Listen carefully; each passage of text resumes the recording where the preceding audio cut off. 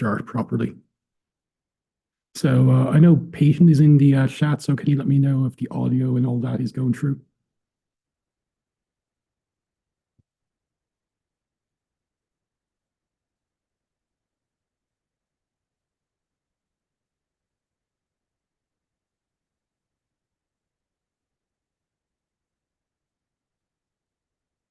Okay, I got the all good from Patient.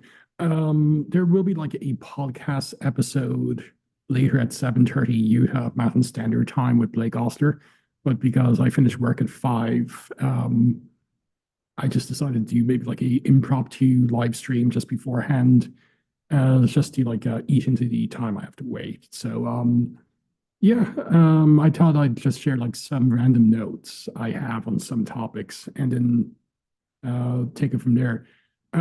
As many know, like I'm perhaps the rare Latter-day Saint who's done a lot of work on the topic of Mariology, that is the theology of the person and work of Mary, the mother of Jesus. And hopefully sometime this year we'll actually have that debate with Peter Dumit on the Immaculate Conception. It's been pushed back for a number of times, most recently because his wife is pregnant again. So I don't know when it will be this year. With that being said, if there's any informed Roman Catholic apologist who will happily do it in public, here in the Salt Lake County area, hit me up. Maybe we could do that instead. But be that as it may, one of the common proof texts for the Immaculate Conception is Luke 1:28, where in the Greek, Gabriel greets Mary and says, "Kari kekartomene hu kurios me Jesu," hail one who's been graced or favored, full of grace, plena gratia in the Vulgate, the Lord is with you. And there's a debate about how to understand kekartomene, which is the feminine vocative perfect passive participle form of the verb charιτao, to bestow grace or favor upon someone. And whenever that text has been discussed, there's been a few counter passages like Sirach 18:17 in the Septuagint. But there's like 2 or 3 other examples of the very same morphological form of the verb charιτao in the literature that has rarely been discussed. So I thought like I should share like 3 other examples of the perfect passive participle form of charιτao in Greek documents, which don't have the meaning of full grace, or at least the interpretation required, whether implicitly or explicitly, by Catholic apologists and theologians when they read it into Luke 1:28. I'll just share my screen on a slide I have. This will actually be part of the spare material I will have when the Immaculate Conception debate does actually happen. But here you see Origen's hexapla, and he refers to Symmachus's version of the Septuagint. And as you can see here, if you can see my cursor, it has kikartomeno, which is the perfect passive participle form of charιτao. And you see here it's from the hexapla. Now, with respect to Symmachus, there's a book. Unfortunately, it's only in Romanian. The English of it would be Dilemmas of Fidelity, Cultural and Theological Conditions in the Translation of the Bible. And this is a machine translation. I don't know Romanian. But the English, when he comments on Symmachus's version of Psalm 18:26 in the English, 17:27, the Symmachus LXX, he renders it, "With the pious man you will act piously, and with the kind man you will act kindly." Svensson, in his PhD, and the book based on his PhD, Who is My Mother, references Symmachus, but doesn't actually give a reference to it. So it took some while to actually track this down on the hexapla and other sources. With respect to Symmachus himself, Hector Patmore, in his book Adam, Satan, and the King of Tyre, the interpretation of Ezekiel 28:11 and 19 in late antiquity, which I read only a few weeks ago. It's a really interesting volume if you're interested in demonology and Satanology. Little is known of the biography of Symmachus. He worked in the first half of the 3rd century, or perhaps the 2nd century. He is sometimes identified with the Ebionites, a Christian group who observed practices of Judaism, though he's more likely to have been a Jew. The revision of Symmachus combined the best biblical Greek style of remarkable clarity and high degree of accuracy regarding the Hebrew and the rabbinic exegesis of his day. Generally speaking, Symmachus translates ad sensum, while nonetheless attempting to reflect the Hebrew as precisely as able to. So that's some reference notes with respect to Symmachus and the perfect passive participle form of charιτao in his Greek text. Another text is the Acts of Philip. Again, to provide a translation of Contakt's book. I'm guessing that's how you pronounce it, but I don't know Romanian. As I said, this is a machine translation because I've never studied Romanian. In the Acts of Philip, 48 of uncertain date, the participle ke cartomenos denotes probably a spiritual moral quality. At the meeting with Eros, Philip says, quote, "You're pleased, ke cartomenos, in the peace of Christ, for is there no cunning in your soul." So again, no immaculate conception here. Or the idea, like say, preemptive salvation or anything like that. And as you can see here, this is the Greek of the Acts of Philip, and here's the biographical reference, and you can see my cursor here. Here is Kikartomenos. Another example of it would actually be in the works of John Chrysostom, a very important church father, who himself had a very high Mariology. He believed in her perpetual virginity, that he was Theotokos, but he did impute personal sin to her, which is rather significant. And again, to provide a machine translation of the Romanian, Chrysostom, Fragments in Proverbs, seems to use the term in the same sense mentioned above, grace and friendship liberation. The pleasant man, hoc terminus anthropos, is much loved, he who can free his own thinking. And again, as you can see here, this is the Greek from the PG series 64733b from mean. And we actually just kind of go to the Greek. Oh yeah, if you can see my cursor here is Kikartomenos. So these are like three references or instances of the use of the perfect passive participle form of charitoe, the same morphological form in Luke 1:28 and of course Sirach 18:17 in the LXX. And there's no hint or there's no justification for trying to read an immaculate conception of the figures in view here in light of the use of these terms here. It just means they're being highly favored or highly graced, but not preemptively saved, a la the Immaculate Conception and its dogmatic definition in Effabilis Deus from December 1854. There's more that could be said, but yeah, these are like three not well discussed examples of charitoe in this morphological form. And hopefully these instances will actually be discussed a bit more whenever Mariology has been discussed between Catholics and non-Catholics. Even Eastern Orthodox would find a lot of this probably interesting as well, because they don't believe in the Immaculate Conception, even if they do believe that Mary was personally sinless.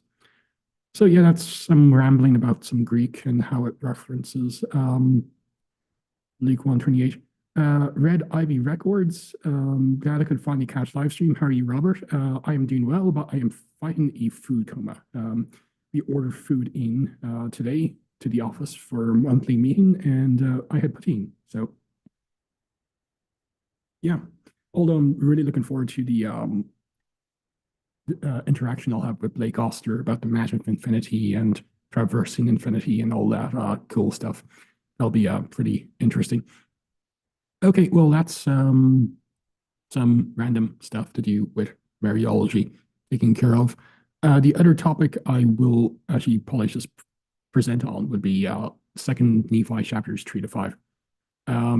I teach gospel doctrine in my local ward once a month, and I was under the mistaken assumption I'd be teaching the third Sunday of this month, which would be Second Nephi 3-5, and I even prepared slides on that.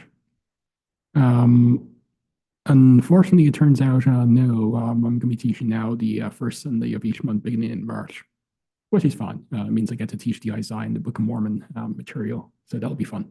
But I actually did prepare slides and some notes on this. And by the way, I did appear on the Interpreter radio show just a few weeks back now with Bruce Webster and Chris Fredrickson, where we actually discussed these chapters as well. But yeah, I'll share some of my notes. I'm not going to like discuss all of them. Yeah, this is like a great meme. This is your birthday and your Christmas present.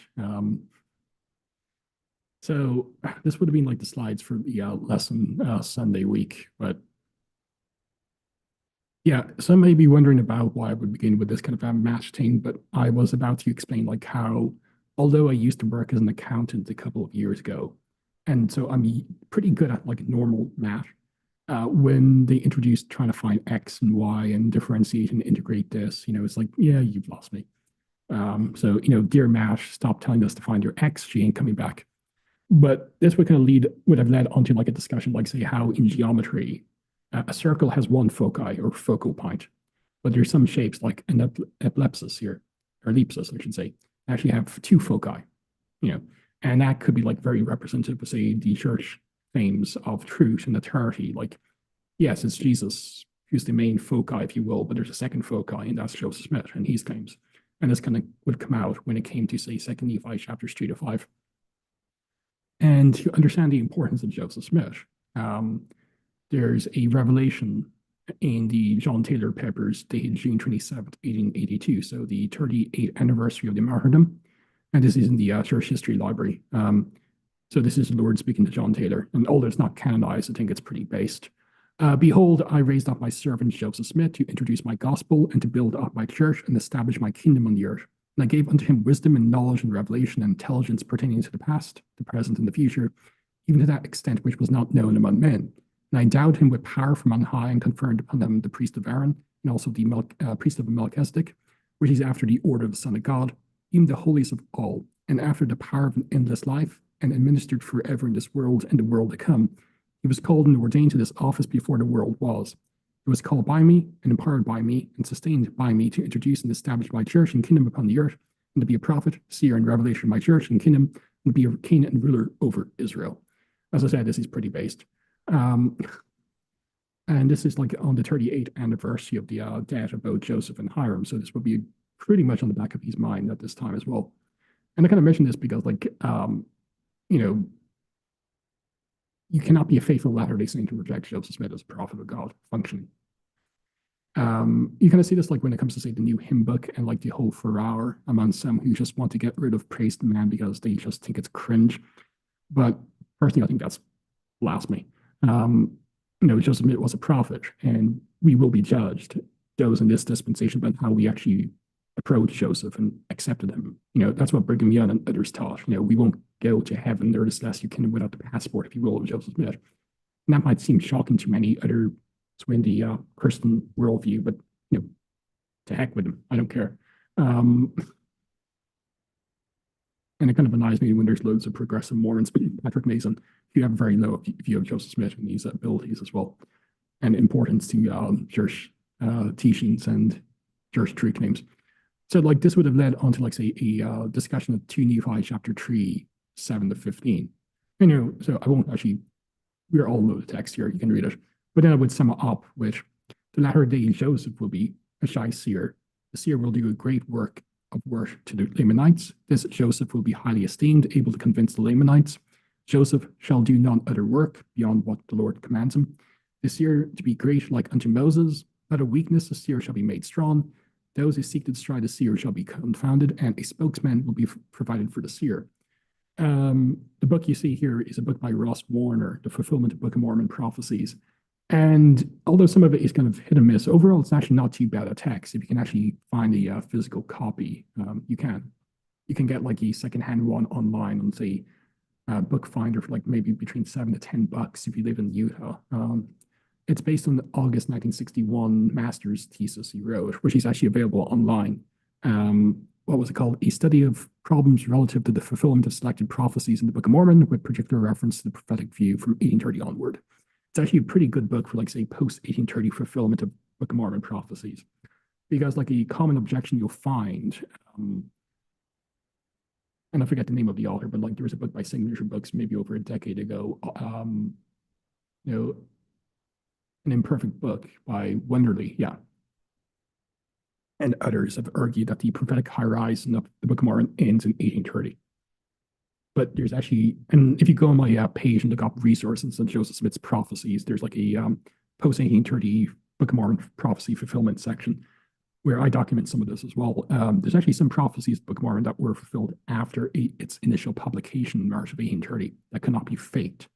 But be that as it may, the book is pretty good at this. And there's a book, Prophesias in Oro, by Rafael Diego. He's a member of the church in Uruguay. And on pages 117 to 119, he discusses 2 Nephi 3:9, which reads, "And he, the latter-day Joseph, shall be great like unto Moses, whom I have said I will raise up unto you to deliver my people, O house of Israel." So he discusses like how Joseph Smith parallels Moses and is a fulfillment of many of these types, if you will, of Moses. And as I know, this is a Spanish book and it's been translated into English. So basically, this is me translating my fifth language into my second. So this is going to be very choppy. And if it is, sorry. But as he writes, both led God's people towards a promised land. Both spent many years on that pilgrimage, camping, living unprovisionally in many places. That should be on provisions. Both died before they reached the promised land, but their successors entered with the people. In the case of Moses, it was Joshua. In the case of Joseph Smith, it was Brigham Young. Both received revelations and possessed unusual divine powers from the blessing of God's people. Both miraculously gave water for the people to drink. Moses in the rock, Joseph Smith taken in the open while leading the Mormon battalion. He means basically Zion's camp, not the Mormon battalion that came about after Joseph Smith's death. Both gave God's law to the people. Moses the stone tablets with the 10 Commandments. Joseph Smith the gold plates with the Book of Mormon. Both were authors of important sacred books. Moses was the author, based, of the Pentateuch, the first 5 books of the Bible. Joseph was the translator and in some cases the author of 5 sacred books: Book of Mormon, Doctrine and Covenants, Book of Moses, Book of Abraham, J.S. History. But Moses began to write the Bible. Joseph Smith revised it to preserve its authenticity. Both recorded minute details of ministry and priesthood ordinances: Moses in Leviticus, and Deuteronomy, Joseph in the D&C. Both were military leaders and had to defend themselves from attack of their enemies. Both held priesthood names corresponding to the dispensations of the times in which they lived. Their graves were both unknown, and therefore the words of the prophet Lehi, quoting Joseph of Egypt, that Joseph Smith shall be great like unto Moses, was prophetic and fully fulfilled. Now, when it comes to say the noun seer, it appears a number of times in the Book of Mormon, but this is the first time it appears in the text, i.e. 2 Nephi 3. And there's 2 terms in the Hebrew Bible that are translated as seer, choseh and roah.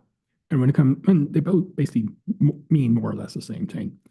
When it comes to say the verb to see, ra'ah, at least how it's used with reference to, like, say, a seer, it's not used like in some kind of emotional sense. And what do I mean by that? Like there's actually a couple of portraits of B.H. Roberts here. So like, it's not a case of me like looking on a portrait of Brigham Young, B.H. Roberts, I should say, just in front of me, and having this kind of like emotional experience or like this kind of a subjective experience. It's actually what a seer sees, if you will, is based on objective reality. It's not subjective. So when they look in the past, it's objective. It's what happened. And when they look into the future, if you will, it's objective and it's based on what will happen, at least if and when certain contingencies are met.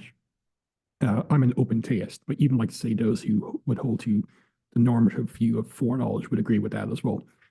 So like the quote from the entry under ra'ah in the Theological Dictionary of the Old Testament, unlike other verbs referring to visual perception, ra'ah denotes the experience of seeing as a totality in which sensation and perception merge.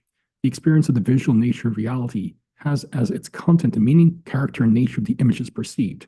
This experience is the polar opposite of sensation, i.e. the experience of the concrete nature of reality, an experience that conveys the nature and intensity of such sensory data as color, form, and spatial location. So it's not like, say, looking at something having this kind of emotional experience. It's much more objective and less subjective, if you will. Then I would have quoted Jack Welch. He's Inspiration and Insights from the Book of Mormon, page 38, on verse 12, and how the Bible and the Book of Mormon relate to one another. Welch writes that quote, Lehi then quotes 5 reasons given by the Lord as to why these 2 records, Bible, Book of Mormon, need to come together. Carefully consider these 5 purposes: confounding false doctrines, laying down contentions, establishing peace among the fruits of thy lines. Notice that it does not say establishing peace in the whole world, but when this book is brought together with scriptures from Judah, i.e. Book of Mormon being brought together with the Bible, it can establish peace in the hearts of those who are of the house of Ephraim and the seed of Joseph, the son of Lehi. Bestowing peace is one of the great purposes of the Book of Mormon, will serve for all who read it, bringing them to the knowledge of their fathers in the latter days and bringing them to the knowledge of the Lord's covenants. Moroni reiterates this final purpose on the title page of the Book of Mormon, quote, that they may know the covenants of the Lord, end quote, thus emphasizing the importance of the Book of Mormon in fulfilling these purposes. Now, in verses 17 to 18, I do apologize, I am very thirsty today. There's a prophecy, and I'll just quote it. And the Lord had said, I will raise up in Moses, and I will give power unto him in a rod, and I will give judgment unto him in writing, yet I will not loose his tongue, that he shall speak much, for I will not make him mighty in speaking. But I will write unto him my law by the finger of mine own hand, and I will make him a spokesman, and I will make a spokesman for him. And the Lord said unto me, I will raise up unto the fruit of thy loins, and will make for him a spokesman. And I, behold, I will give unto him that he shall write the writing of the fruit of thy loins unto the fruit of thy loins, and the spokesman of thy loins shall declare it. Law of lines. But this actually seems to have two fulfillments. Many people think it's fulfilled exclusively in the person of Sidney Rigdon. But there seems to be a dual fulfillment at the very least here of not just Rigdon, who would come about later, but also immediately with Oliver Cowdery. Of course, like we do know, like say the fulfillment of this, one of the fulfillments was through the person of Sidney Rigdon. And we actually do have like this in section 100 verses 9 to 11 of the Doctrine and Covenants from October 12th, 1833. So we all know this text, but it's where Sidney is actually a spokesman for Joseph Smith. And George Q. Cannon notes this as well, as he recollected April 6th, 1884, and this is in the Journal of Discourses. Those who knew Sidney Rigdon knew how wonderfully God inspired him, and with what wonderful eloquence he declared the word of God to the people. He was a mighty man in the hands of God as a spokesman, as long the prophet lived, or up to a short time before his death. Thus you see that even this, which might look upon as a small matter, was predicted about 1700 years before the birth of the Savior, and was quoted by Lehi 600 years before the same event, and about 2,400 years before its fulfillment. It was translated by the power of God through his servant Joseph, as was predicted should be the case. And at a time, as I have said, when there was not a man upon the earth who was a member of the Church of Jesus Christ of Latter-day Saints. The church had not yet been organized, and Joseph did not know, unless he knew by the Spirit of revelation, whether any man would have received the gospel. I doubt whether he knew as to how the church would be organized. He had some idea, doubtless, but there were many things which he himself did not know till he wrote this translation, i.e. Book of Mormon. Robertson and Garrett in their 4-volume commentary on the Doctrine and Covenants. And let me just note, like, there's not that many good commentaries on the book, the Doctrine and Covenants. Stephen Harper's 1-volume introduction to the D&C, I think it's called Making Sense of Doctrine and Covenants, or a Guide to Doctrine and Covenants. That's a very good volume. But when it comes to say multi-volume commentaries on D&C, this is probably the best. It's actually 4 volumes, although they're pretty dogmatic at times. But they kind of discuss like how Sidney Rigdon, his background, and how he's a fulfillment of this. But he also notes that, quote, the fulfillment of 2 Nephi 3, 17 to 18, which we read just a while ago, and the role of the modern Aaron cannot be confined to Sidney Rigdon alone. And then they discuss, in D&C 8, 6 to 7, the Lord had previously told Oliver Cowdery that he had the gift of Aaron, while D&C 28, 2 to 3 explicitly state that Oliver was to be as Aaron as Joseph, who was to be with him as Moses. When Oliver Cowdery subsequently left the church, Hiram Smith received all the blessings, honors, gifts, and positions that Oliver had formerly held. See D&C 124, 95. This would include Oliver's former position of an Aaron to Joseph's Moses, and it continues. So there's actually a dual fulfillment at the very least here. It's both Oliver Cowdery immediately, but later with Sidney Rigdon in about 1833, as you see in D&C 100. And when it comes to say, I will give unto him power in a rod, in verse 17, I would have quoted divining rods from the church history topics.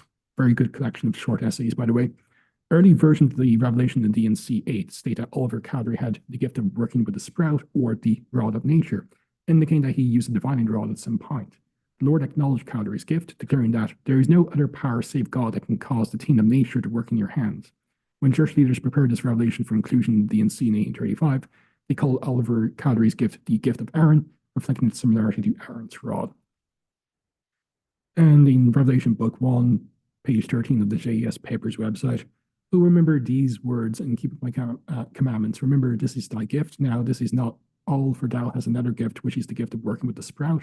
Behold, it hath told you things. Behold, there's no other power save God that can cause this rod and crossed out tin of nature to work in your hands, for it's the work of God.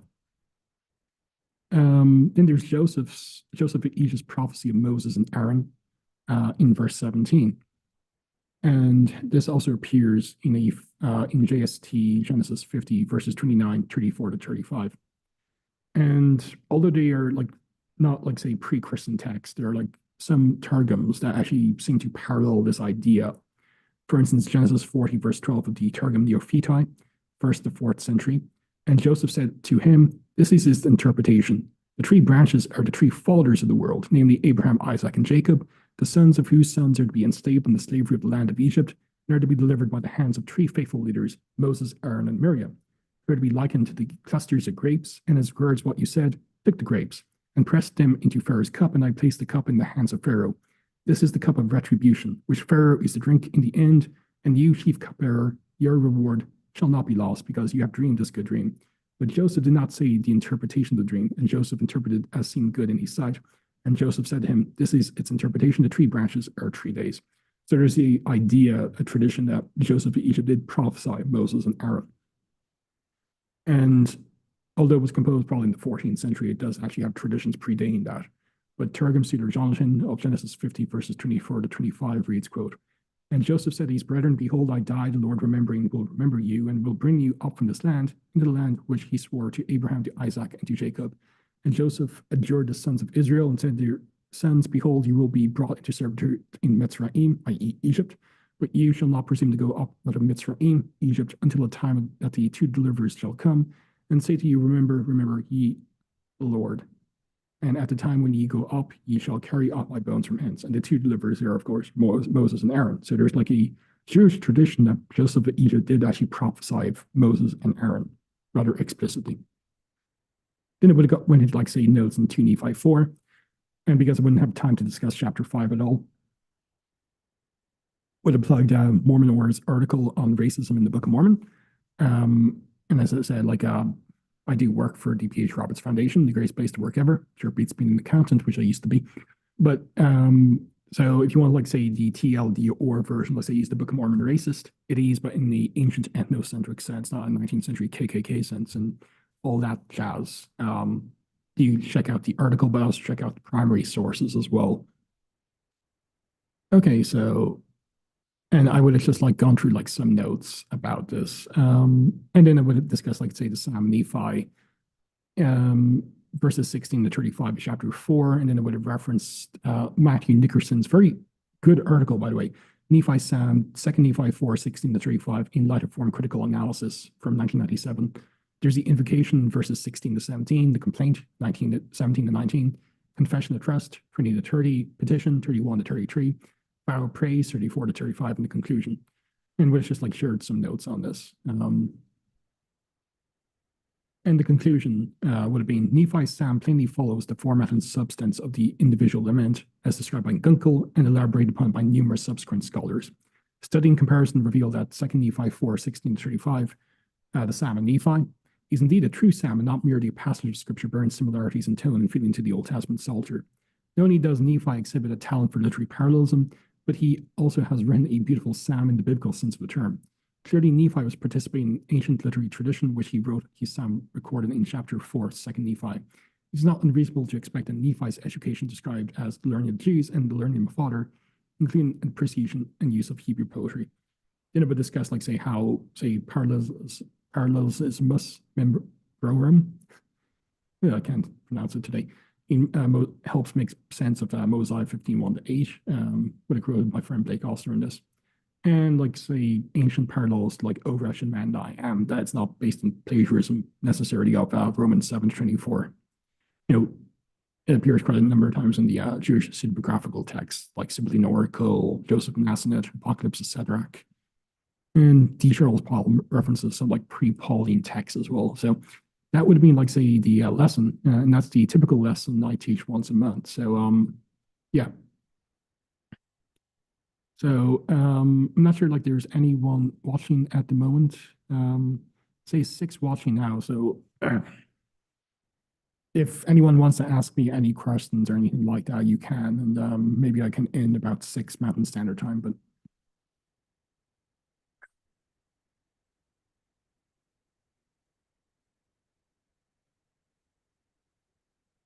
Okay, Red Ivy Records, is this the only second time you've done an episode with Blake? No, it'll be the third. The first episode of the podcast, not just the first episode I did with Blake, was actually on open theism. Last year, we did one on his interpretation of the King Follett Discourse in the Sermon in the Grove, responding to, like, a pretty crappy article in Dialogue by Brain Dead Protestant who's friends with Aaron Schaff. So today, it'll be the third episode. Peyton, yeah, I think, yeah, Peyton notes correctly. I'll have to look through the channel to find out, and I must have missed it. Yeah, it was pretty good.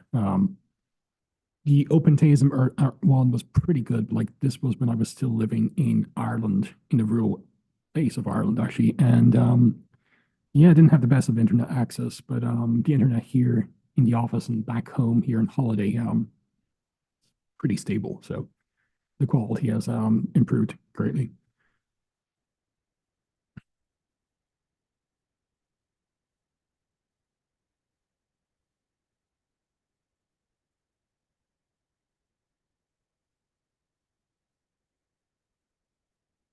By the way, I should also note that I'm going to be doing more members only posting.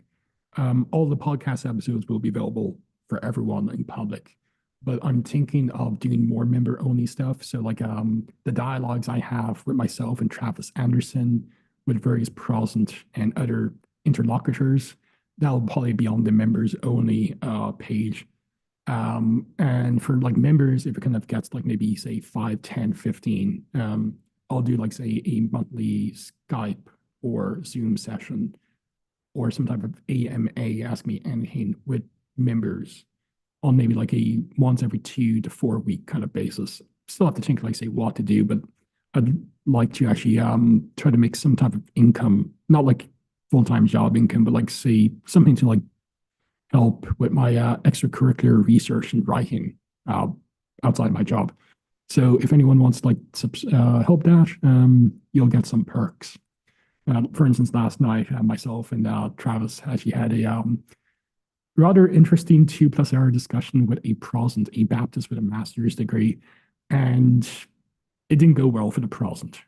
Um, for instance, he actually appealed to Revelation 22, 18, and 19 to support the belief that public revelation would cease with the inscripturation of the final book of the New Testament.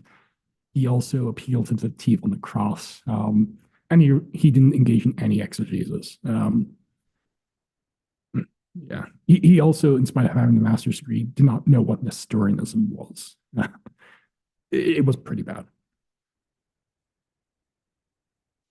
Justin says, "Hi, Robert. What's up? Thanks for doing this, and thanks for being you. You're the man in my opinion. Just bought your book in Sola Scriptura. Can't wait until it comes in." Oh, great. Thanks, Justin. Appreciate it. Loads of people hate that book, but usually a bunch of anonymous cowards like Travis Morgan, who hides behind these Chemnitz fan avatar. But he wouldn't have the balls to actually face me man to man. So, but yeah, enjoy the book.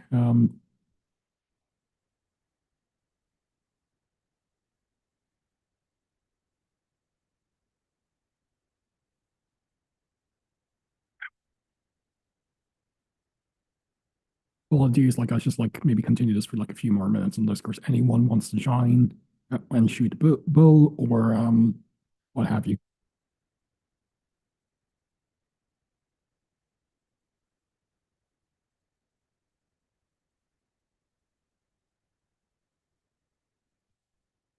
Peyton asks, you'll sometimes mention that you hold a traditional authorship when you talk about some New Testament text, but what about New Testament text you cannot consider authentically written by the traditional author?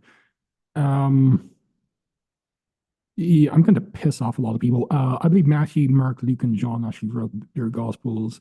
I believe Paul wrote or dictated all his 13 epistles. He may have had like anti-Wright postulates. Someone familiar with the Colossian heresy and Colossia itself to like rewrite Ephesians. I'm open to that, but no, I believe in traditional authorship. In fact, I actually believe Hebrews is based on a sermon Paul gave. Um, so I don't believe Paul wrote Hebrews, but I believe the author of Luke Acts, I believe Luke wrote Hebrews, appropriated under Paul's permission a sermon Paul gave. I think that makes very good sense of like why it's very Pauline, but the language is not. It's very Lucan at certain places. There's also like a very early Christian tradition to the effect that Luke wrote Hebrews, but it's based on the Pauline sermon. There's actually a very good PhD dissertation. It's a book based on these PhD dissertation, Lucan authorship of Hebrews by David Allen, who's also done very good work critiquing Calvinism, particularly limited atonement. So, yeah, I'm pretty conservative when it comes to the New Testament. In fact, um,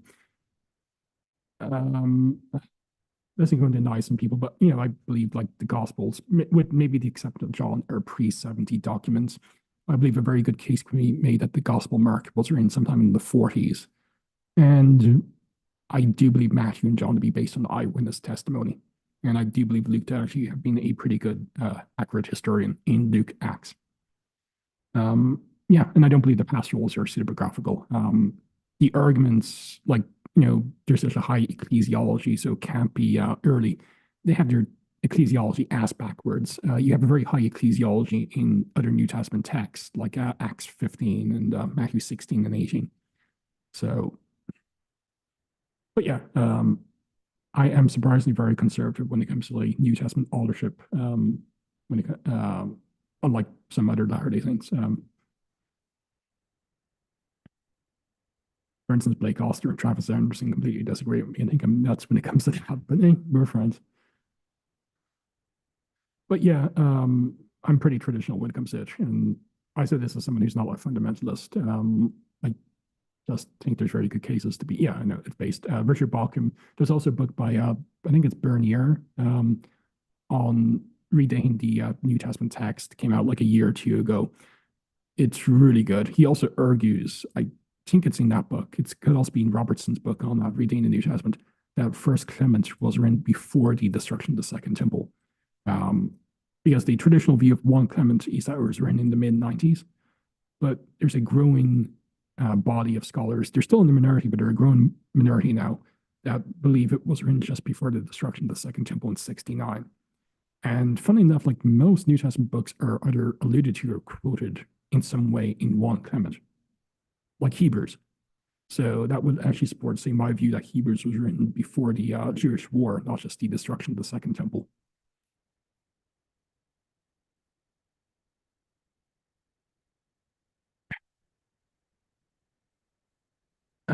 Okay, the book, well, it's Richard Bauckham, Jesus and the Eyewitnesses. And let me just pop up the, I think it's Bernier authorship. Yeah, Jonathan Bernier, Bernier, rethinking the dates in the New Testament. I'll actually share the link in the chat. But the other book is Jesus and the Eyewitnesses by Richard Bauckham.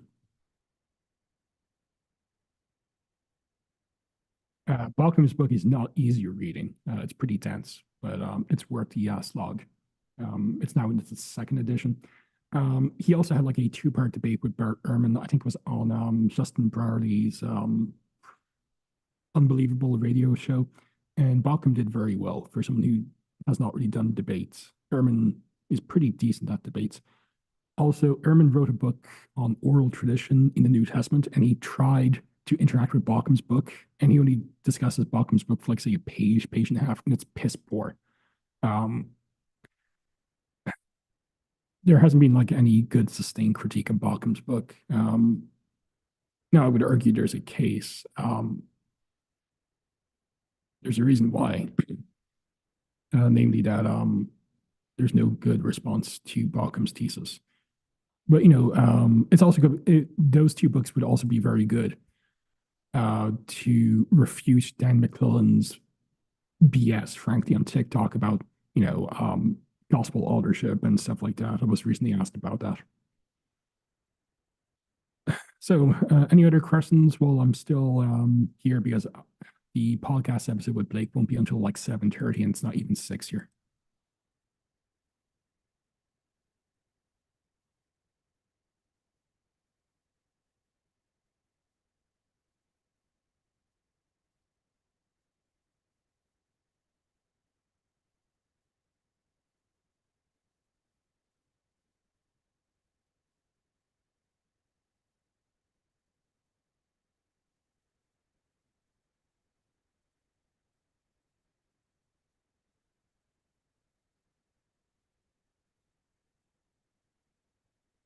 By the way, about the podcast episode, because it's on at 7:30, and it will probably just go on for like 60 minutes, and there will not be a chance for audience questions. I do have like a idea like what to ask Blake based on my reading of these documents and stuff like that. But yeah, so if you want to like ask any questions of me now, because after the podcast episode, I'm just going to end things and walk back home. As I said, like if you want to be a channel member, I'll be doing more member only stuff. Like maybe like say a regular live stream just for members and stuff like that. I'll see what perks people will want. But also not this Saturday the 10th, but on the 17th, myself and Zachary Raj, who's done some work with Fair, we'll be watching Jeff Durbin and James White's response to me when they tried to interact with my refutation of Jeff Durbin on the Gospel for Mormons, which was a crappy response. But yeah, someone actually Venmoed me some money, $50, to actually do that. So myself and Zach will actually do that for entertainment. So that'll be probably 6 p.m. Mountain Standard Time on the 17th. On the 20th, which is Tuesday, Charcoal Core will be coming along to discuss the A and B theory of time and stuff like that. And the following Saturday, the 24th, Kevin Christensen will be coming on to discuss the Deuteronomistic Reformation and King Josiah and defend Margaret Barker's thesis about that. And hopefully we'll have like a BYU professor on sometime this year to take the other position, like the pro-Josiah, pro-Deuteronomistic reform perspective and how it relates to the Book of Mormon and all that fun stuff. So yeah, Peyton said it'll be super fun. Yeah, it should be fun. I do have a few other episodes, like Jacob Verdrain, who's been on twice. He'll be coming on sometime in March to discuss fundamentalist Mormonism, the various groups therein, past and present controversies, and other stuff like that. So that'll be like a very entertaining episode. Craig Foster will be coming on again, hopefully sometime this year. Matthew Bowen will be coming on. I don't know when, probably during the summer, whenever he's off, because he works in BYU Hawaii. But we do want to discuss like Book of Mormon Christology and another episode, Book of Mormon Mariology. And Don Bradley said he will be coming on to the podcast, just like a question of when. And Brian Hills, I think I mentioned Brian Hills, but Brian Hills will be coming on to defend Joseph Smith as the author of the Happiness Letter. So that'll be interesting. Maybe it'll be other guests and other ideas of people who to reach out to.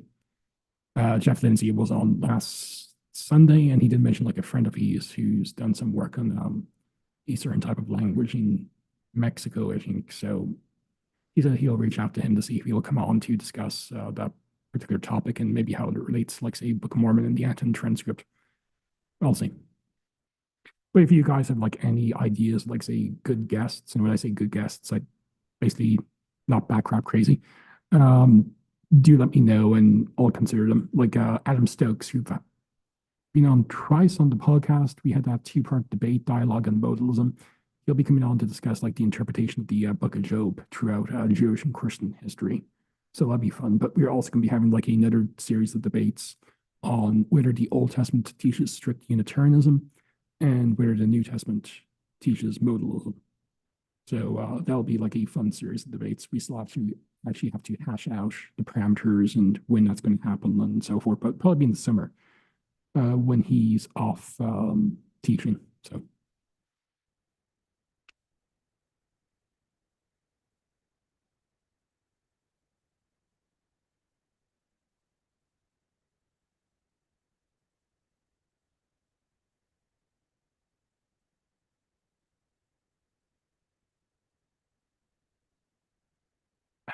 Okay. Any final comments or questions? I think there's 6 people watching, so that's nice. But if you have any other final comments, you can ask me anything. It doesn't have to be on theology. Just have to eat into like the remaining 90 minutes I have. If not, I'll probably just like go for a power nap.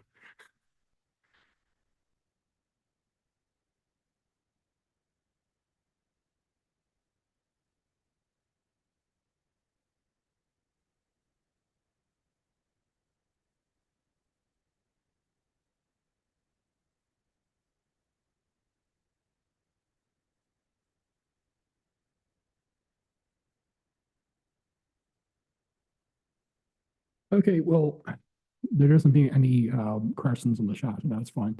But as I said, the podcast episode with Blake, which will be pretty nerdy, will be on at 7:30. It will be on, like, say, the matter of infinity, traversing infinity, and the existence of an actual infinite past, actual infinities, how to respond to Hilbert's Hotel. Blake has done a lot of great work on the topic, but I'm going to say something that might sound arrogant, but hopefully will not be. I have a higher than average IQ, but even then, I can't really wrap my brain around like some aspects of the math of infinity. So if I struggle at times with this, I'm sure others do as well. So hopefully Blake, who's like a super smart guy as well, by asking him these questions and hopefully trying to get him to clarify some things will actually help not just myself, but others as well to understand this. Um, so yeah, I'll be asking him like basically like maybe trying to like bring it down, like maybe dumb it down a slight bit. So those because if I struggle to understand some of this, I'm sure others do as well. And that's not me being arrogant, but yeah. But that'll be a fun episode. He's done some very good work on this. And so has like Wes Marston and Alex Malpass. They've done some very good critiques of William Lane Craig on actual infinities and counting to infinity. And yeah.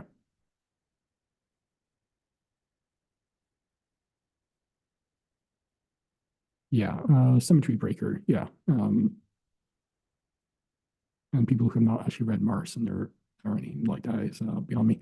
But yeah, that will be what I'll be doing. So yeah. So if there's no other comments or questions, I'm just going to end this now. But hopefully you guys will tune in. As I said, there probably won't have time to ask Blake any questions that's submitted on it. But let's see. Michael Zatara said, any chance it could bug you to tell some of your favorite resources from early church fathers and like around aspects to restoration, theosis as an example.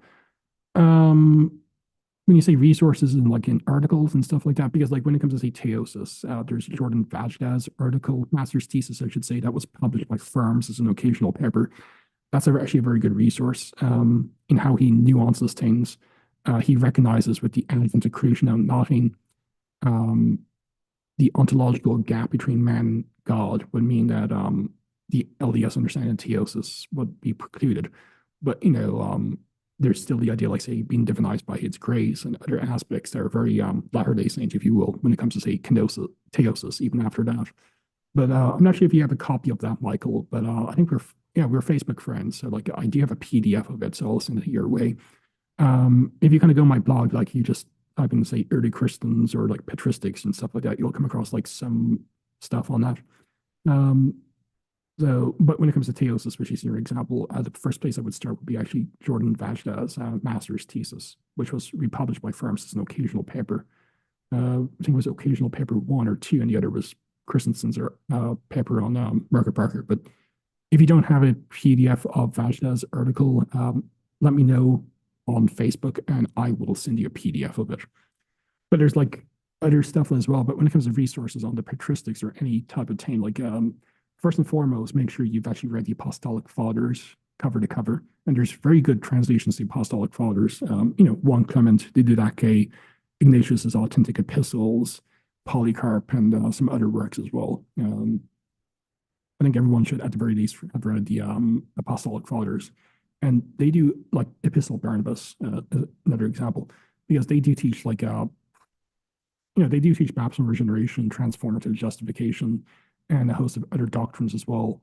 There's also a hint in divine embodiment in 1 Clement, and it does seem like 1 Clement did not believe in creation and nothing, although it's not as explicit as a Justin Martyr. But yeah, so that would be, like, say, my advice.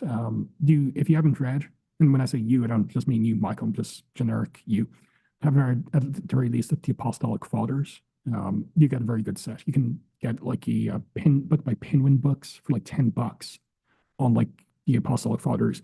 Ehrman and another fellow actually have a 2-volume translation of the Apostolic Fathers. And there's been other very good translations of the Apostolic Fathers into English. You can also get, like, say, a Greek English version on Logos if you like reading on a screen. I prefer print, but that's just me. Justin asks, on a scale of 1 to 10, how are you liking living in Utah or the States in general?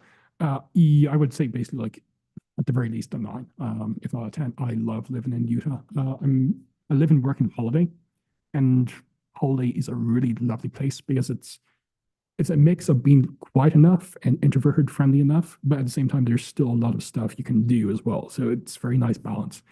And it's probably because of the elevation, but I rarely get migraines. I would get a migraine every single day when I lived in Ireland. And that was the case for like, say, 15 plus years. But I might only get like a headache once a month and rarely would get a migraine, which is great for my health. Also has meant like I can exercise much more and I've lost about 60 or 70 pounds in the last year. So how different is it? Well, it rains much more in Ireland, although you cannot tell in the past few days. It's been raining quite a bit here, and we also had snow this morning again, although it never snows in Ireland. But yeah, it wasn't too much of a cultural shock because Ireland now and the US are not like radically different as they would have been like a couple of decades ago. And that's pretty great because like I do have a dream job, research analyst for the B.H. Roberts Foundation and a librarian. And also get to work with people who have been online friends with, like Stephen Smoosh and others for like a number of years. So it's great. So yeah, just to answer your question, Justin, love it. It's a 9, if not a 10.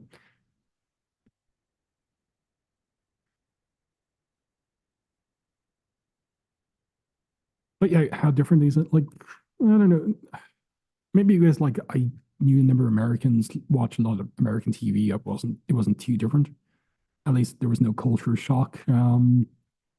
So yeah, there's some differences. Like one thing I do miss about Ireland is meat. My dad was a butcher. He's retired now, but it seems like a lot of meat in the US is corn fed, but in Ireland and Britain, and I've been told as well by Brad Whitbeck, it's the case in Canada as well. It's grass fed, and you can tell the difference. I struggle finding like really delicious meat in a lot of places in the US and Utah here. So yeah, I think that's one of the main differences. But apart from that, like really enjoy living in Utah, and hopefully I can actually get to stay here on a permanent basis. So. But yeah, thanks for the questions, dudes. And if there's anything else you want to ask, let me know.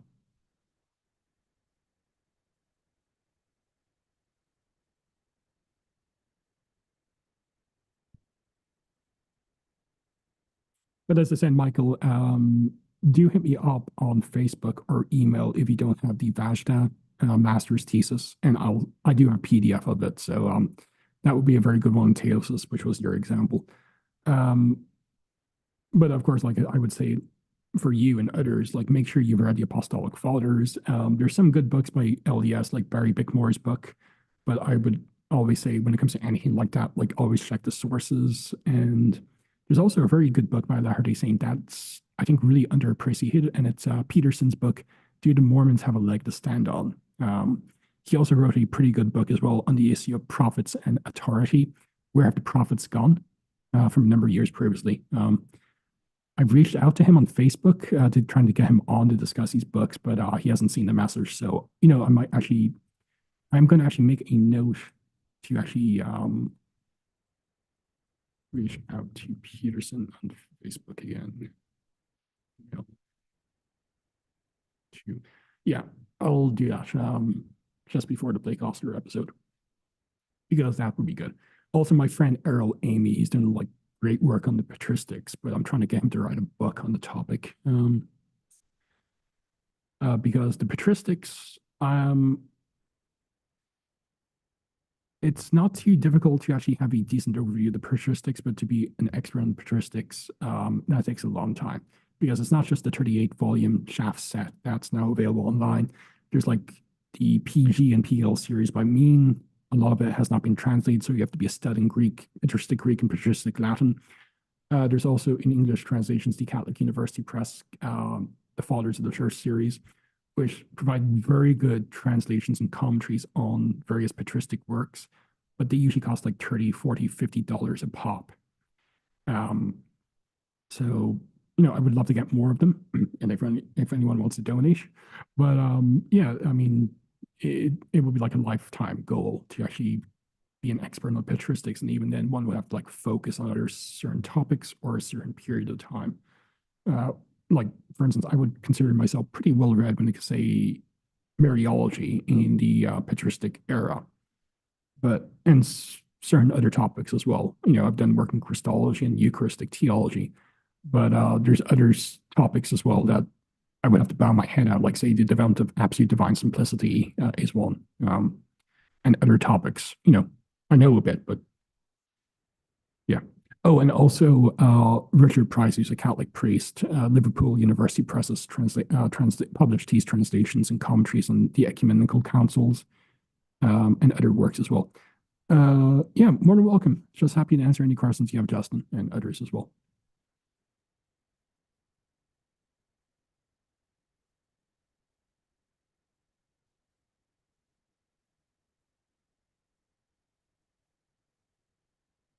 I just kind of will note, like, say, when it comes to say the apostolic fathers, is like that's the case for like any topic as well. Like, if someone were to approach me and say, like, what is the very first thing I should do if I want to be an expert on Joseph Smith?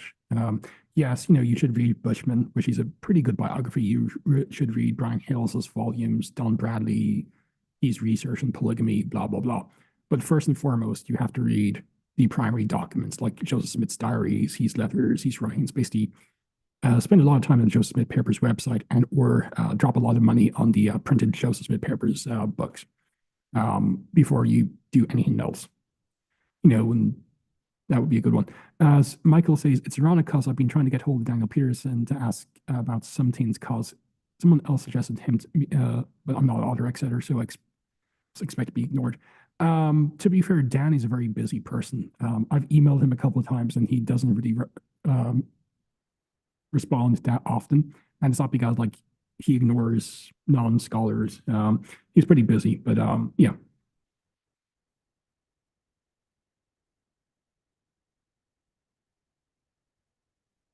But yeah, he's usually at like say some functions as well. So I'm sure you'll actually be able to bump into him at times. But yeah, I mean, I'll also say this: I'm pretty useless at responding to email as well. So but yeah, but if you have like, and if you guys have any other questions or comments you want to make, feel free to hit me up with anything. So.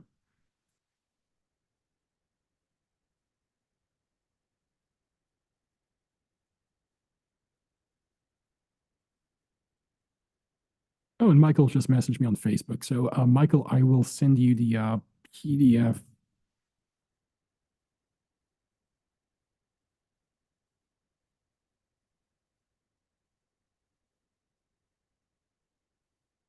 Yeah, I will send you the PDF now.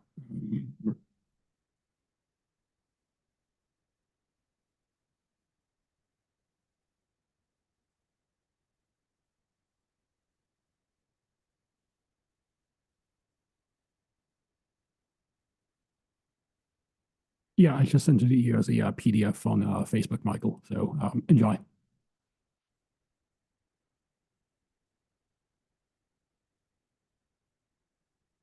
So if there's, I'll just give it maybe a few more minutes to see if there's any other final comments or questions you guys want to ask me. You can basically ask me anything. It doesn't have to be on theology or Mormon studies. But as I said, like the Ostler episode will be on like say 7:30 MST. It will be streamed, but as I said, probably won't have time to like even read, let alone interact with any of the comments, at least when Blake is on. And if there's any questions or comments, I'll just have to maybe skim them at the end because I do plan on walking back home. So just keep that in mind.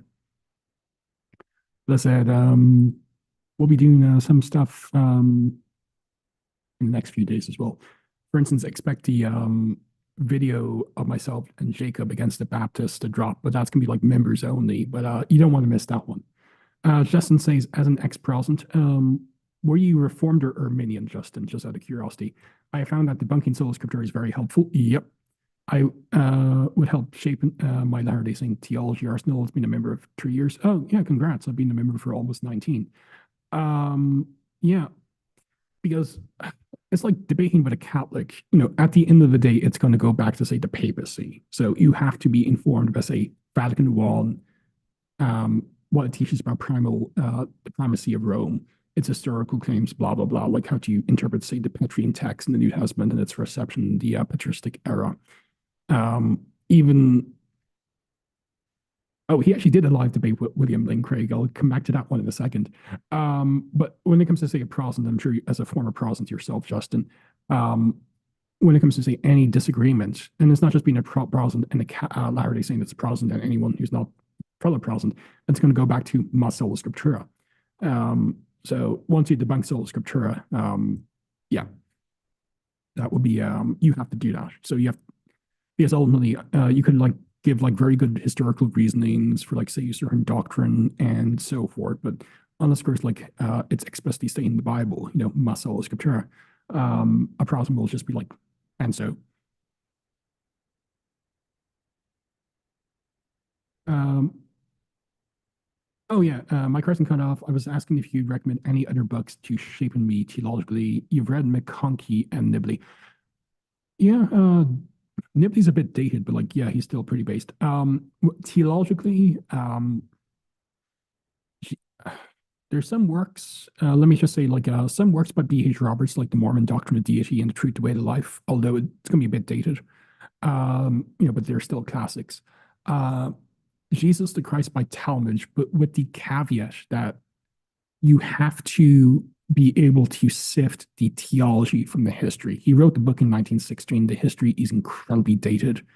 It's based on Victorian era works on the life of Christ. But if you can sift that from the theology or the Christology in the book, yes, although it's not um, easier said than done.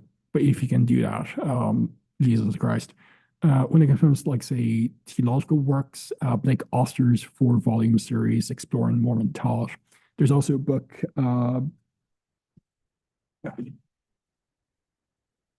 by D. Charles Pyle, I Have Said Ye Are Gods.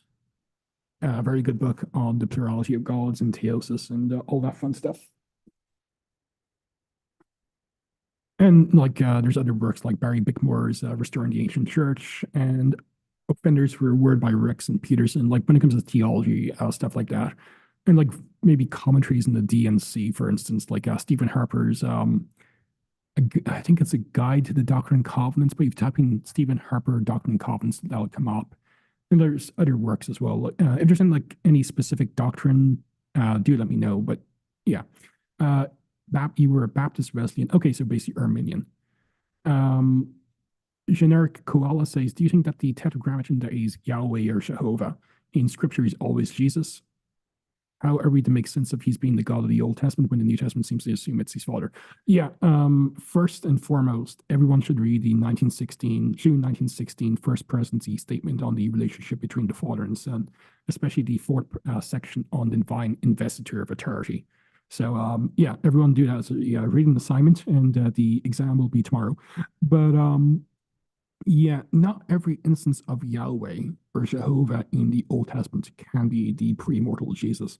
For instance, in Psalm 2:7, which in its original context is about the Davidic king, but it's applied to Christ at his baptism. Jehovah anoints the Davidic king, you know, and also in the fourth servant hymn, Isaiah 53, basically. Um, you have Jehovah, but you also have the Avid or the servant of Jehovah or Yahweh. And the servant of Yahweh is actually Jesus. By the way, Isaiah 53 is a direct prophecy of Christ. Fight me. And there's other texts as well, like Psalm 110 or in the Septuagint 109, verse 1, where David sees Yahweh and then he sees a figure who he calls Adonai, my Adon or my Lord. And Jesus identifies himself in Mark 12 and its parallel texts with that second Lord, as does say, the author of Hebrews in Hebrews 1, verse 13.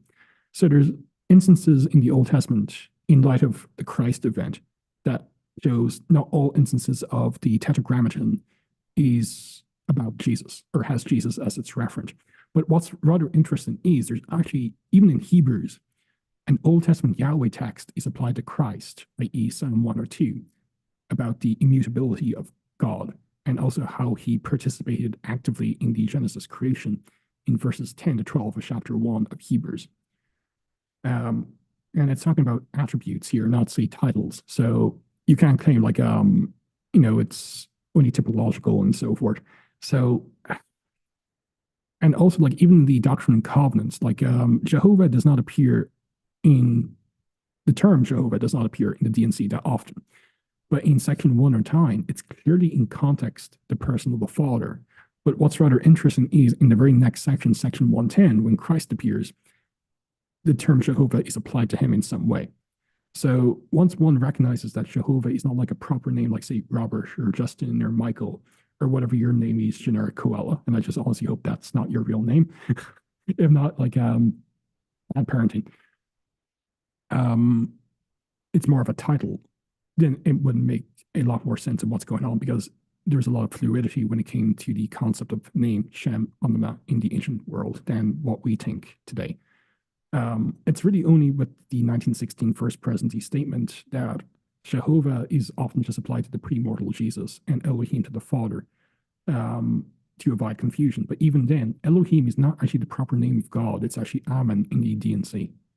So yeah, it's pretty confusing, but like say, in light of the Christ events, sometimes you can tell because the biblical authors will actually apply it, and you can tell in the context of how it's applied by later authors if they're using it as a reference to the Father or the Son. But yeah, it's not clear at times, and yeah, I could spend a lot more time on that, but it's not too bad. A explanation, hopefully, I just gave. So, Swenson, Blake did actually have a live debate in public with William Lane Craig, but I don't think it was recorded. It was Blake Ostler, Dan Peterson, and someone else on the LDS side against Craig and two others on the evangelical side. They were contributors to the New Mormon Challenge. Basically, the public debate or dialogue was basically on the New Mormon Challenge. And I'm not going to like put words into Blake's mouth, but like we have a very low view the person of William Lane Craig. He's asked me on Facebook the term both myself and Blake have used to describe him. Justin, oh yeah, more than welcome to book recommends. And my email, by the way, is scripturalmormonism@gmail.com. So if there's any specific topic you want, like say book or article recommendations on, let me know. I'll more than happy to help. Kevin, are 2 and 3rd Enoch book reading? Well, I would say you definitely read first Enoch. Jude actually in verse 14 quotes directly from 1 Enoch. And it's a pretty ancient text, even if it's at times backtrack crazy. 2nd and 3rd Enoch, yeah, sure, but yeah. Just keep in mind, like there's a lot of weird, crazy stuff in the various and that there's various forms of 2nd and 3rd Enoch as well. Just keep that in mind. Not recording means it didn't happen. I'll ask Blake if there was any recording. I also hope so. Yeah, that was my big generic koala says, yeah, that was my biggest question before joining the church. But since I've been a member, I feel like I'm getting closer and closer to satisfying an answer. Thanks for the help. More than welcome. I will say, like, unfortunately, the church kind of shoots itself in the foot by like often just not nuancing things and just like saying, yeah, Jehovah is Jesus, simpliciter. God Father is Elohim, simpliciter. When even in light of our unique scripture, that's not often the case. They're fluid terms. And as I said, in the D&C, the personal name of God is not Elohim, it's actually Amen. So, but yeah, it does involve like doing some digging and stuff like that. But yeah, but I'm glad that helps, because that can be like pretty odd, because like if a Latter-day Saint naively, believes Jehovah is Jesus, simpliciter, no ifs, ands, or buts about it, they will not do well against the Jehovah's Witness or like any group that doesn't believe Jesus is Yahweh in any sense, or it can be applied to him in any sense, like a Christadelphian, for instance. So I think like we're kind of setting our people up for like fail when it comes to say exegeting the text or making sense of the Old Testament in light of the New, especially. But yeah, if anyone has not read it, in June of 1916, there was a First Presidency statement on the relationship between the Father and Son. James Talmage, I'm not sure if he was the primary author, but he did help write quite a bit of it. And it's worth reading in full, but particularly the 4th section on the divine investiture of authority. And for instance, says, I hate having to argue with members of the church that can't understand that Jehovah doesn't always refer to Jesus. Same here. They will die on a hill. Yeah, as I said, and it doesn't make sense in light of the D&C, where Jehovah is used of the Father in one section, section 109, and only a short while after it's used of Christ in some sense in section 110 as well. Again, it's really like a post-1916 construct, if you will. And I understand why, like it was to help avoid confusion. But unfortunately, in some circles in the church, there's the view that Jehovah has always been, and uniquely so, a reference to Jesus. And that's very problematic because what will you do with, like, say, Old Testament text that you can't make sense of if you think it can only has a reference the Son, not the Father? We should do a video on hills that members shouldn't die on. Yeah, yeah. Maybe if we were to aim for that, maybe in March or April. But yeah, definitely. Think of, like, say, some topics you would like to discuss, and I'll think of some as well when you hit me up with your list to see if there's any others I would add. And yeah, we can do that. But this one we definitely have to discuss. Because I think it's something that can easily be knocked out of the ballpark in, like, say, New Testament interpreted messianic passages and the DNC alone. And just like, say, the first person statement on the relationship between the Father and the Son. I mean, they're pretty important.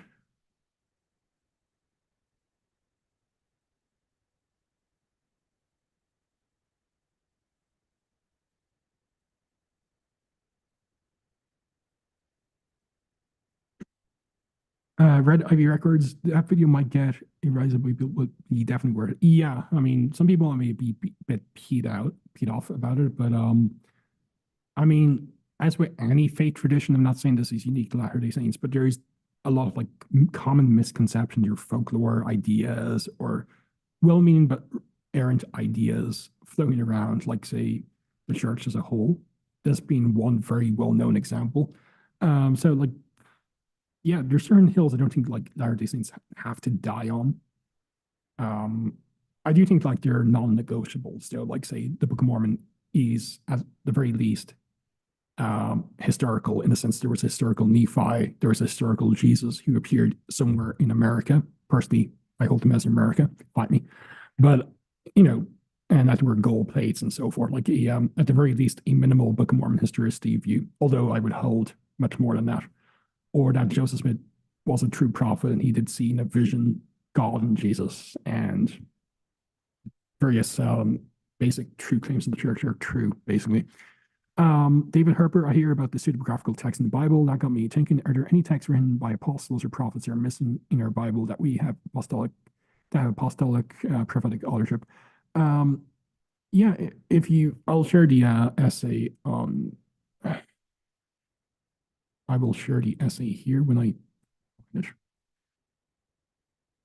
I've actually written a bit about, like, missing books in the Bible. If you go on my, it should be posted now. I have, like, say, 260 blog posts in the queue at the moment. But if you type in Lee Martin McDonald, he has a discussion about missing books in the Bible. But if you look up the essay I just shared here, not by scripture alone, you type in missing books, like, it. For instance, there's one missing epistle of Paul, like, even conservative Protestant scholars will agree on, and that's his reference to the original 1 Corinthians in 1 Corinthians 5, 9 to 11. So we do have, like, say, missing books of prophets and apostles. Now, the question is, like, were they inspired? And when it comes to, say, the writings of the prophet Ido and various individuals who are called seers and prophets, imagine you were talking about, say, Isaiah or Chronicles or Jeremiah. One would say, yeah, this is a reference to the prophetic book of Jeremiah, the prophetic inspired book of whoever.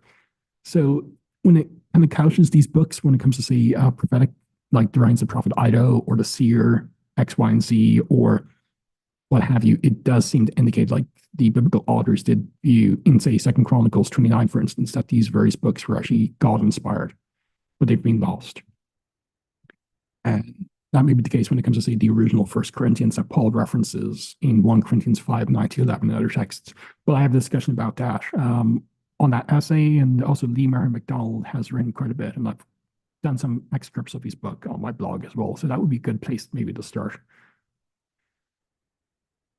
What angle do you take when dialoguing with Eastern Orthodox? Their claim to authority is fairly convincing. I have not had any discussions in person with Eastern Orthodox. There's really no Eastern Orthodox in Ireland, and there's some here in Utah.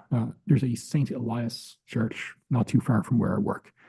But how I would probably be, I would probably focus on, let's say, dogmas that they must believe to be apostolic. They are not apostolic to get them questioning their view, like icon veneration, and to a lesser extent, the perpetual virginity of Mary.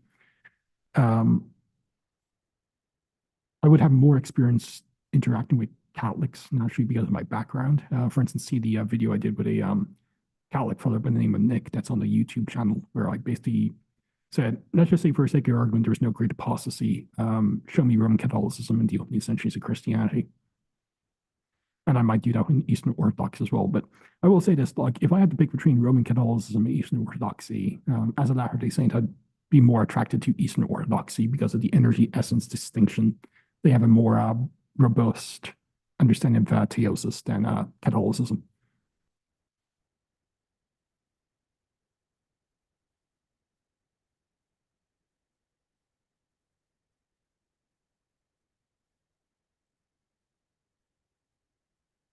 But yeah, that's probably not the most satisfying answer, but like I haven't really, I've read some books by Eastern Orthodox theologians and apologists and others, but I've never actually had an interaction, like a dialogue with an Eastern Orthodox. So that's just like maybe what I would do, but would also depend on the Eastern Orthodox.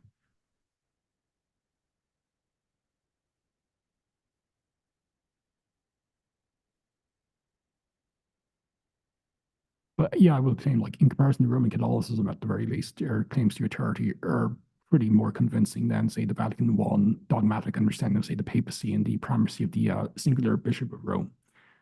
And they've actually done some pretty good work against the papacy. There's one Eastern Orthodox fellow, Craig Trulli of Orthodox Christian Theology. He actually has a very good book on the origins of the papacy that came out only a few months ago. Actually, probably just a couple of weeks ago, but yeah, it's a pretty good book. Um, okay, if there's no other questions, I'll just maybe give like another 5 minutes. But if not, I'll just end it here and I'll just get ready for the Blake Ostler podcast episode at 7:30. As I said, it will be live streamed, but um, I don't think Blake will actually have more than, say, maybe 60 minutes. So we're going to just like do a quick podcast episode. But yeah. What is your preferred online Bible program? I've been using Logos, but heard good things about Accordance. I still use BibleWorks. I don't, so boomer than I am. I do have Logos, and I usually invest quite a bit in it. There's the 50% deal of the day on the Logos Facebook page, and there's the monthly sale. So it's pretty good, especially when it comes to lexicons and grammars. It's easier to read than print versions of books, and they're very searchable. So that's why I like Logos for. And I usually just use BibleWorks. I've never used Accordance, and I think you have to have Mac to use Accordance, though I could be mistaken. But I know Ben Spackman uses Accordance as well, and he said very good things about it. So, but yeah, what I usually just use BibleWorks and Logos. Unfortunately, BibleWorks is no longer being updated, so I have to transfer it from laptop to laptop. But yeah, but I do like Logos when I can say the grammars and lexicons that I have.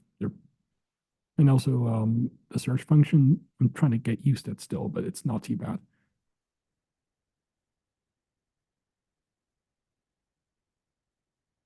Maybe I should do like a live stream someday and talk about like how I do my personal studies and what software I use and all that jazz.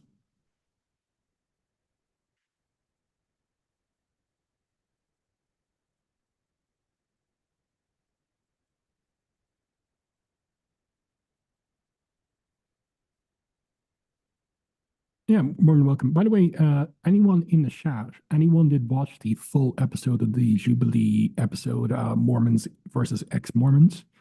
Because I've tried watching it and I've just been wanting to blow my brains out whenever I've watched it.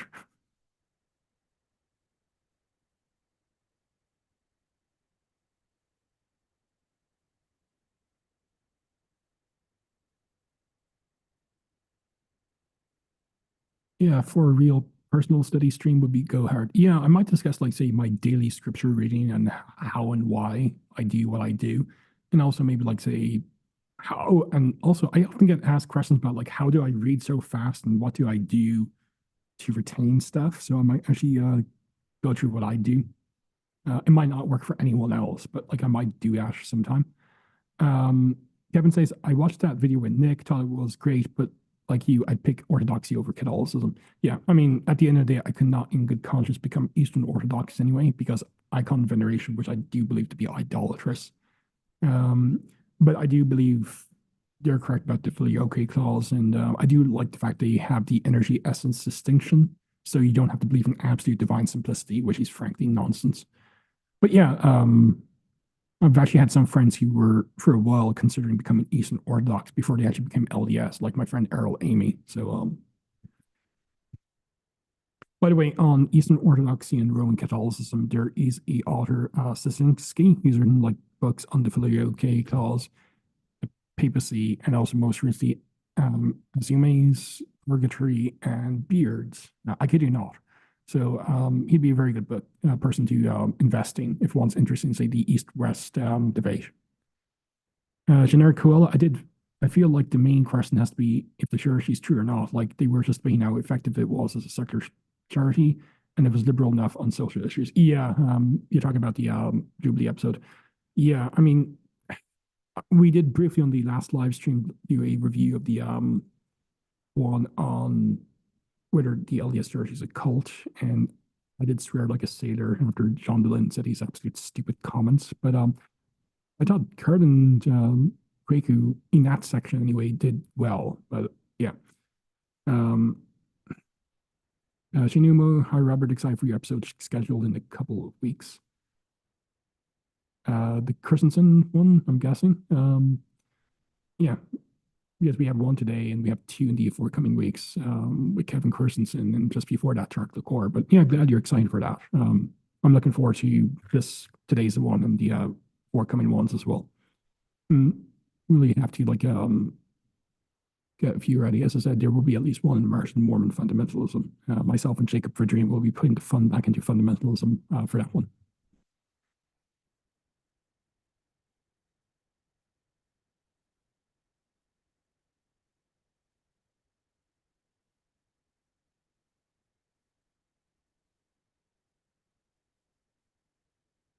But yeah, what you said, generic Coella.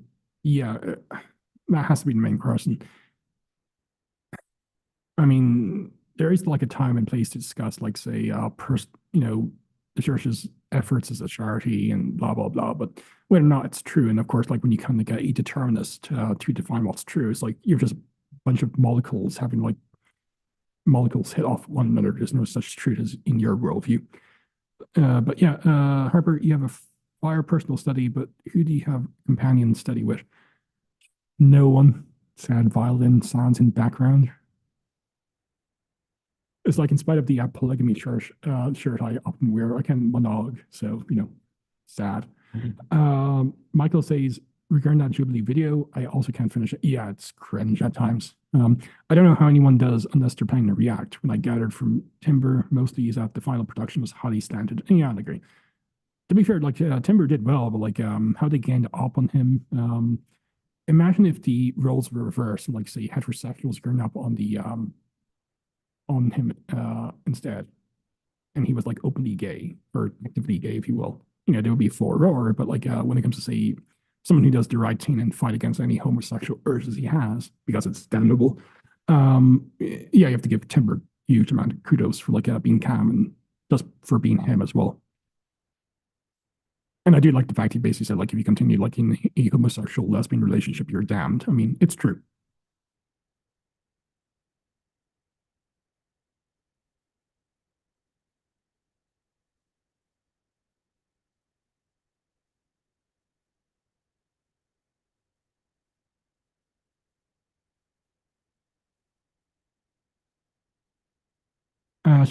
Someone told me I believe in delusions is fine in the S5 because I believe in things despite overwhelming evidence against.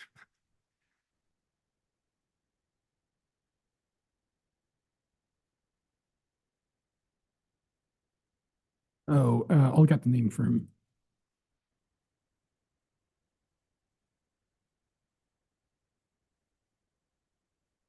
I will, yeah, someone asked about Edward Soszinski. I'm just going to like put in his name, Edward Soszinski.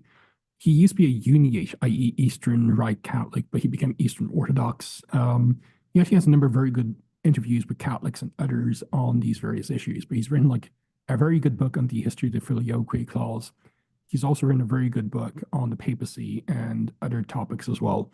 Unfortunately, some of these books are pretty expensive, but if you shop around, you can get them.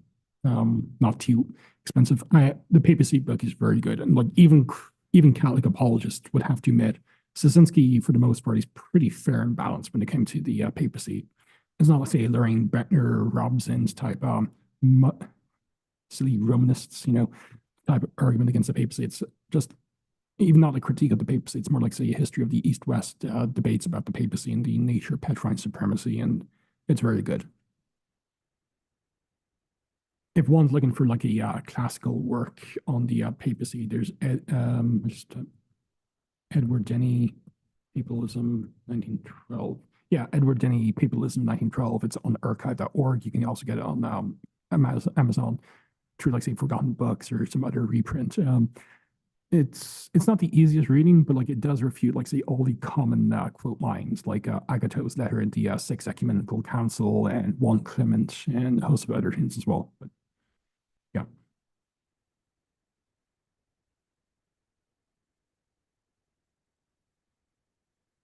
Also just watched your video with Travis where the guy kept talking about falsifying prophecies. That guy seemed a little frustrating. I'm guessing, yeah, the young fellow, I'm guessing, he meant well, but like it kept going over and over and over again in that circle. I was kind of a little hesitant about like putting that on the YouTube channel, but I decided to put it up for like members. So, but we still have to hear back from him. I'm hoping like around 2, where he said like he'll go through, like, say, my website and some of Joseph Smith's prophecies and read the article by Richard Pratt I sent to him as a PDF. So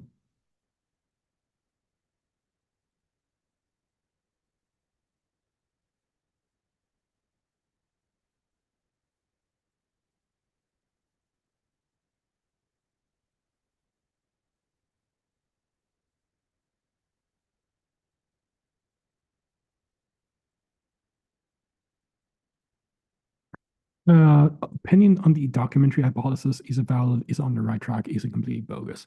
I will not say it's completely bogus. There is something to the documentary hypothesis, but like no one believes in the Wellhausen understanding the documentary hypothesis. And you will have like idiots, I don't mind using that term, absolute idiots like Anthony Miller, who have no clue about the documentary hypothesis and the redaction of the biblical texts, thinking that it's a killer blow to Latter-day Saint scripture. Um, I'm more partial to the supplementary hypothesis myself, but I do believe like I do believe that Moses did write some of the Torah, but I do believe like later editors, inspired or not, did abridge and edit the text and so forth. So it's pretty complex no matter how you cut it. But Michael Heiser, I know he's deceased now. He actually had some good works critiquing the documentary hypothesis, at least how popularly understood. And there's been like a lot of pushback on the standard understandings, plural, of the documentary hypothesis in recent years. Um, so yeah, my answer would be a bit more nuanced, but there is something to the non-Mosaic authorship of much of the Torah. I do believe in that respect it's on the right track, but at the same time, um, some of it is really based on like very questionable assumptions as well. And some of it is really just based on eisegesis. There's been like some good critiques of some of the arguments for the documentary hypothesis in, like, say, other ancient Near Eastern texts and Egyptian texts that are unified texts, but they have the same problems, if you will. So yeah. What are some good sources to read on some hypothesis? I have not actually looked into the supplementary hypothesis for a few years. I mean, like I'm guessing, like, say, any good introductory book to the Old Testament will actually have like up-to-date bibliographies on the documentary hypothesis and variant other theories as well. So yeah.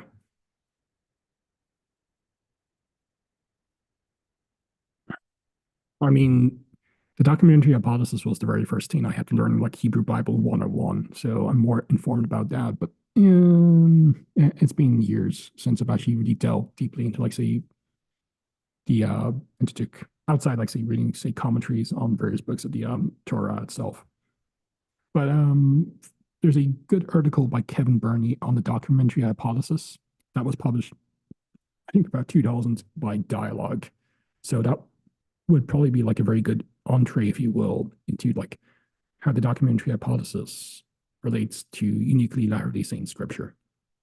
Um, and that might be a good place to start. But like, yeah, maybe just like go and say Google Scholar and type in supplementary hypothesis, and I'm sure you'll come across, like, say, some good articles on the supplementary hypothesis and how it could account for, like, say, more evidence for it than the documentary hypothesis for like various pericope in the Hebrew Bible.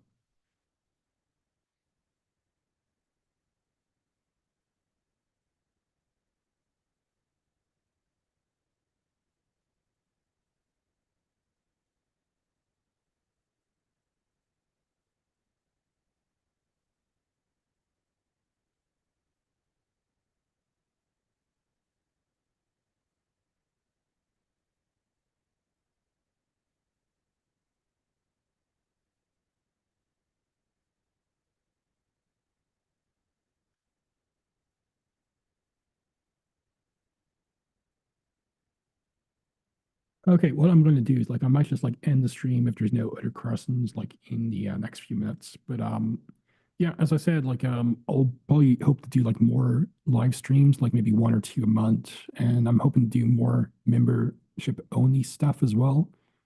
Um, like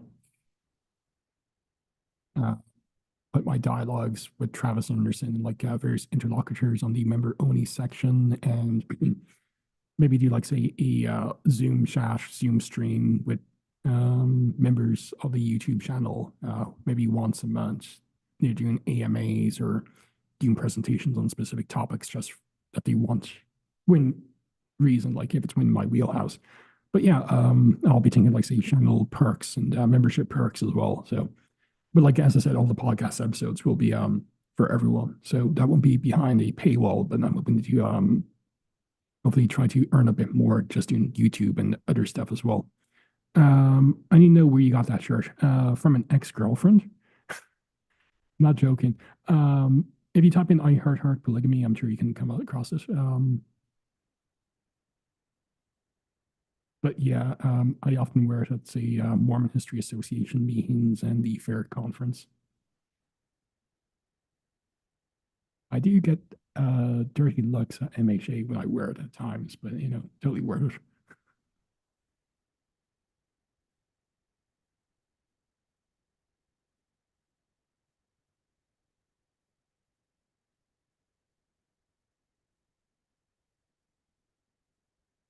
Okay, because the Oster episode will be in 40 minutes and I'll probably start streaming at, like, say, 7:25. I'm just gonna like maybe call it now.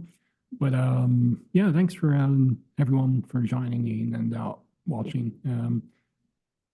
More stream and member content would be awesome. I can't believe some random rich member hasn't paid for a streaming room and top tier film equipment. Yeah. Well, to be fair, one rich member actually has paid to bring me over to the country and work for him. So like 1 out of 2 ain't bad. But yeah, like if anyone knows any certain millionaires who are willing to like invest in me, I do want to do a PhD in the near future as well. But yeah, but yeah, I'll be doing more member content as well. So, but at the same time, I'm not going to like make the podcast episodes member only. It'll be more like, say, maybe the occasional live stream or the Ask Me Anything or dialogues. I might have, like, say, non-LDS interlocutors, have something more niche, if you will. Or if members wanted me, like, say, give a lecture, presentation, or lecture series and say a certain topic I'm well read on, say Adam God or Protestantism or Mariology. Yeah. I think that would be like a good paywall um, type of stuff to do. What would you get your PhD in? Either history or historical theology.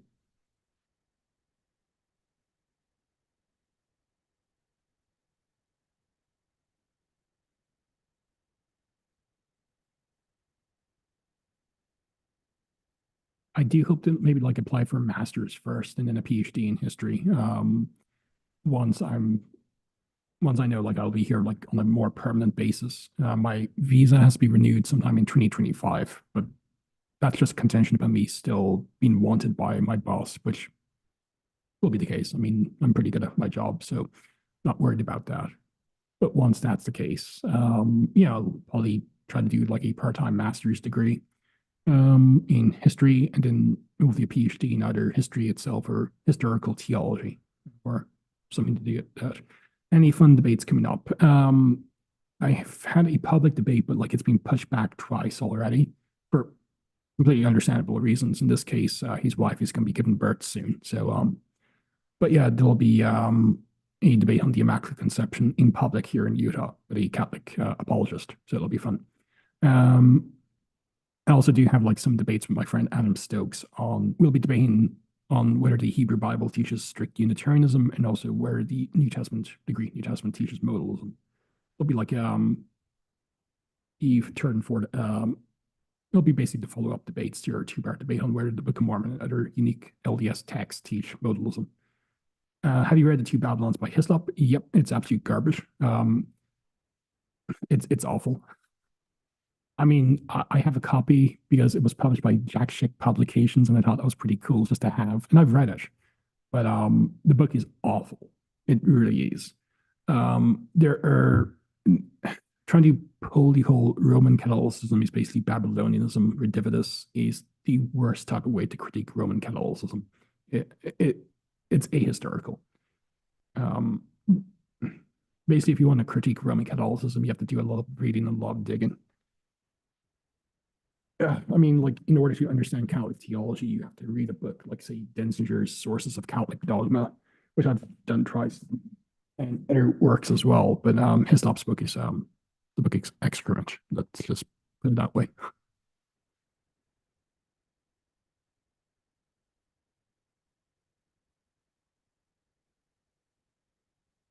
Is the martyrdom of Stephen the best New Testament account for the Godhead as different physical beings, in your opinion? In light of its use of Psalm 110, it would be alongside maybe Hebrews 1:3 in the Greek. If you go on my blog and type in Lynn Wilder Divine Embodiment, in fact, I'll actually share the link now.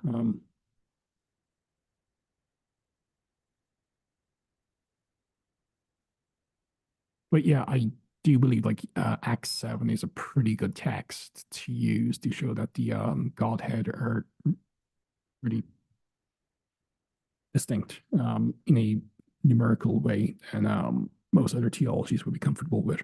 But like there's other texts as well, like say Hebrews 1:3 that substantiates that as well. Acts 7 is basically an expansion, if you will, of Psalm 110. The Lord said to my Lord, sit at my right hand until I make an enemy, until I make a footstool of your enemies, basically. So that would be good. And that kind of shows like it's not just the glory of the Father as the person of the Father that Stephen sees as well. There's a lot more that one could say, but yeah, that's pretty important. Raul says, what's the best response to the Deuteronomy critique of the Book of Mormon? Okay, how do you like if you go on the Mormon org website, there's a article on Deuteronomy in the Book of Mormon. That is where I would first suggest you begin. Also, my friend Dan Ellsworth has done a series on the presuppositions that go into claiming there was a second Isaiah. So while Carson's remain, I don't think, like, say, second Isaiah is as strong as, like, a number of people believe to be. Now, ultimately, at the end of the day, it's because I do believe in the historical Book of Mormon. A priori, I do have the assumption that Isaiah was more or less unified. And just as, like, critics who don't believe in supernatural revelation will have the a priori assumption there's no such thing as true predictive prophecy, ergo Isaiah cannot be speaking of the future events. Same with Daniel. But, and of course, there's more than that than just prophecy, but yeah, go on the B.H. Roberts website and go through the article on Deuteronomy Isaiah, but also Dan Ellsworth's video series on Second Isaiah, because he also references LDS scholarship that takes exception with some of the assumptions going into Second Isaiah, even if they themselves do not believe in the unity of Isaiah. Okay, I'm going to like end things now. But thanks for the interaction, guys. Do you like this video? And if you haven't already, do subscribe and share the video for, well, the channel itself anyway, far and wide. And as I said, like feel free to like support the channel by Patreon, PayPal, Venmo, or as also becoming a member of the YouTube series. As I said, I hope to do more member only stuff in the near future. One such video will be dropping Sunday, Monday, i.e. my dialogue with Travis Anderson with a MA, a Baptist with MA who really embarrassed himself. He appealed to Revelation 22, 18 and 19 against me of all people. So with that being said, yeah, more than welcome, David. Happy for streaming. Thanks for being here. But I'll end the stream now. But have a great weekend, and hopefully we'll see some of you guys in the chat for the Blake Ostler episode in 30 minutes.